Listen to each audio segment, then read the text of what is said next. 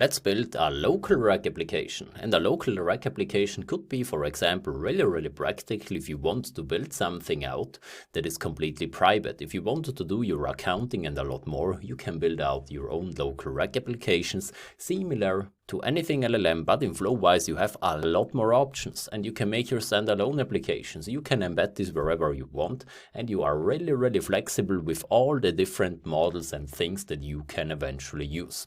The first thing is we start, of course, in an empty canvas and we start to build it out really easy, and always think about like every single flow that we build over the next videos. Also, you can always use these techniques from this video to run here with local models. So you can build every single chat flow that you want with every single model that you want. We start first of all, of course, once again with a plus, and we could also work right now with the tool agent. So with something like this, but I think it would be better if we use the tool agent later. So we will do it as simple as possible. So we simply press plus once again. We use once again chains and once again the conversational retrieval Q&A chain as previously.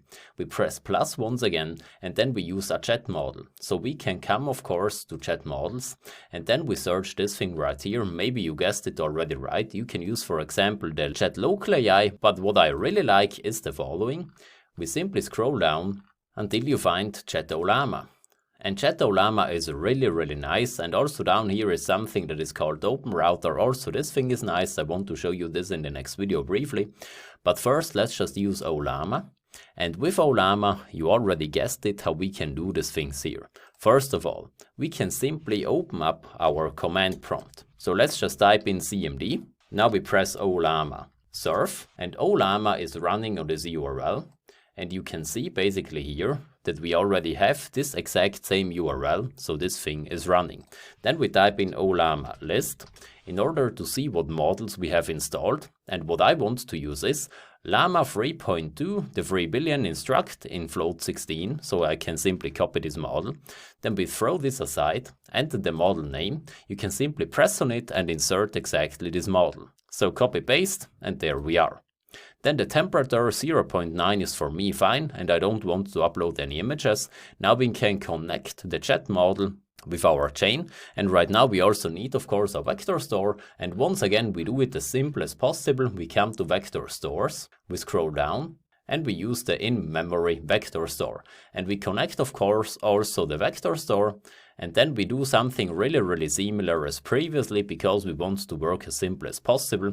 We want to have, first of all, of course, embeddings. And here is something special, because we need special embeddings models.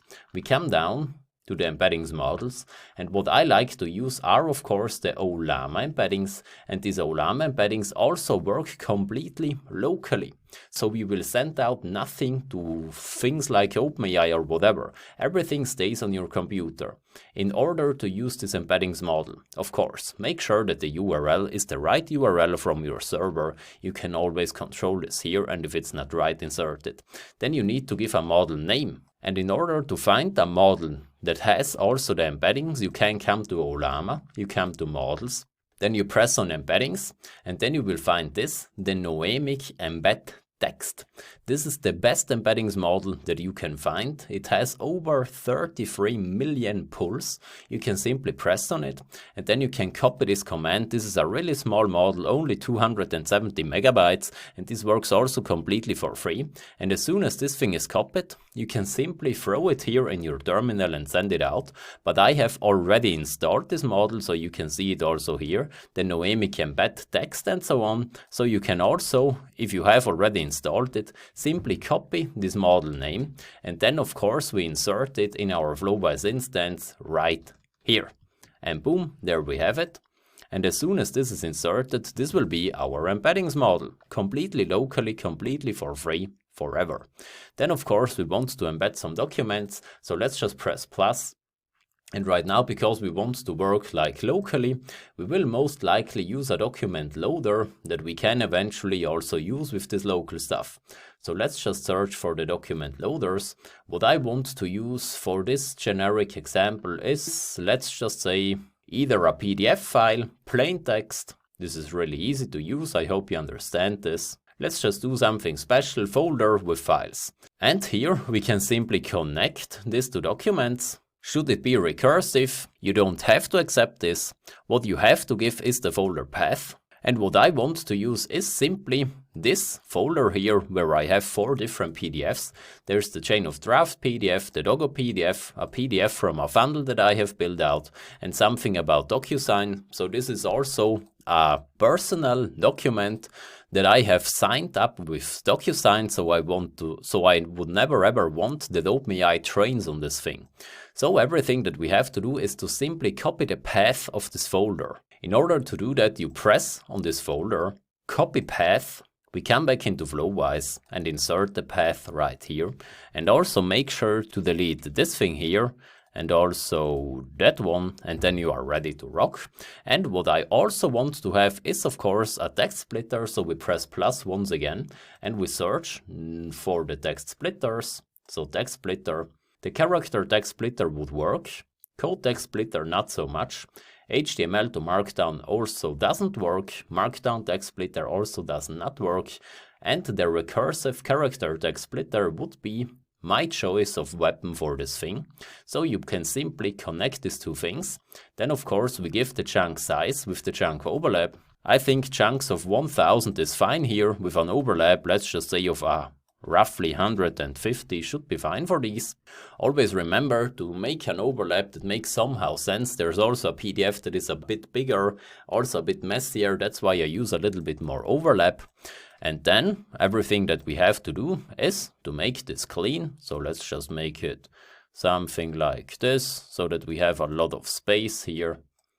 And so that we can also see what's going on. Yeah, this is fine. Then we save it, we give it a name. Let's just say local Ollama RAG. We save it. Then we need to upsert, of course, also the stuff in our vector database. Our top K results are at 4, this is fine. So I upsert it. You can always see what's going on here, but you already know it. We press upsert. And now you can see that we have added 57 chunks and every chunk is 1000 tokens long. And it's all these PDFs that I have uploaded here. So this is perfect. I close this down, I save it once again, and now I can ask stuff that is inside my PDFs. You already know the Doggo PDF, so I want to ask something about the Doggo PDFs. What are the 3 dog trainers? And I want to send this out. And here you see that we have 3 different trainers, and the second category would be the yank and crank trainer. And if we come in the Doggo PDF and we look for the second category, they are also called here yank and crank trainers. So this is perfect. You can see this really works like magic. Every single PDF is embedded and we can ask questions about it. And because you already know that this is working, I will no longer make any tests about this. But of course what you can do is to come to the conversational retrieval Q&A chain and edit this prompt a little bit. And if you really want to test if this thing is working or not, we could ask something that is not in our training data. So for example, what should I eat tonight?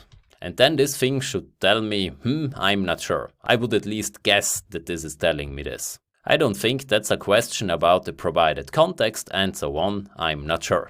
So you see, this is perfect, you can talk with this thing and it's restricted because of course of our prompt template. And if you want to be that this thing is unrestricted, of course you can also type it in here, you can give memory more moderation input, you can also include the source documents if you want, especially if you use a folder with a gazillion different PDFs. You can eventually also include this, and if not, also this thing is fine. And of course I will also press once again on the settings, export chat flow, so that this thing is downloaded and also you can include this chat flow and play with this just a tiny bit. And of course every single application that we build, you can also use the same local Ollama models, the embeddings models, the chat models, and you can do a lot of stuff with these things. And I see you of course in the next video. Because in the next video we talk about the tool agent, and I think the tool agent is the coolest agent of them all. See you in the next one.